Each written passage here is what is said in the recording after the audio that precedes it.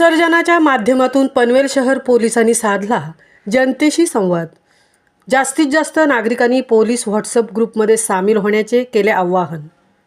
गणेश विसर्जनाच्या माध्यमातून गणेश भक्तांशी संवाद साधण्याचे व त्याद्वारे जास्तीत जास्त नागरिकांनी व्हॉट्सअप ग्रुपमध्ये सामील होण्याचे आवाहन व मार्गदर्शन पनवेल शहर पोलिसांच्या माध्यमातून करण्यात आल्याने त्यांचे सर्वत्र कौतुक होत आहे। शहरातील 1.5 दिवसांचे गणेश विसर्जन, 5 दिवसांचे गणेश विसर्जन तसेच 7 दिवसांचे गणेश विसर्जन यावेळी पनवेल शहरात व परिसरात असलेल्या विविध विसर्जनस्थळी मोठ्या प्रमाणात गणेश भक्त सहकुटुंब बाप्पाला निरोप देण्यासाठी येत असतात। येणाऱ्या भाविकांमध्ये जनजागृती करावी या उद्देशाने वरिष्ठ पोलीस निरीक्षक नितीन ठाकरे यांनी शहरातील सर्वच विसर्जन ठिकाणी जनजागृती बॅनर लावले आहेत।